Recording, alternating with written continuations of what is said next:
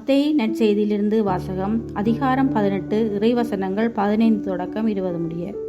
அக்காலத்தில் இயேசு தம் சீடர்களிடம் கூறியது: உங்கள் சகோதரர் சகோதரிகளுள் ஒருவர் உங்களுக்கு எதிராக பாவம் செய்தால், நீங்களும் அவரும் தனித்திருக்கும் போது அவரது குற்றத்தை எடுத்து காட்டுங்கள். அவர் உங்களுக்கு செவிசாய்த்தால் நல்லது, உங்கள் உறவு தொடரும்.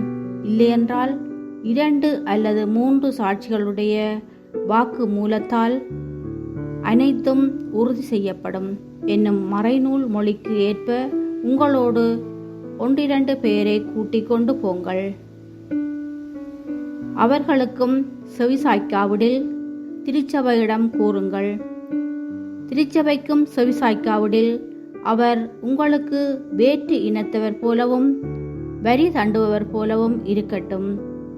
மண்ணுலகில் நீங்கள் தடை செய்பவை அனைத்தும் விண்ணுலகிலும் தடை செய்யப்படும்.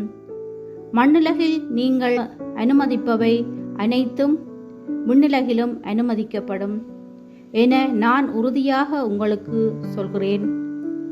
உங்களுள் 2 மண்ணுலகில் தாங்கள் வேண்டும் எதை குறித்தும் மனமொத்திருந்தால், விண்ணுலகில் இருக்கும் என் தந்தை அதை அவர்களுக்கு அருள்வார்.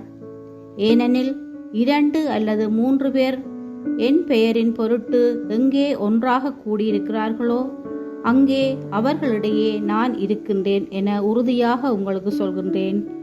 இது கிறிஸ்துவின் நற்செய்தி. கிறிஸ்துவே உமக்கு புகழ்.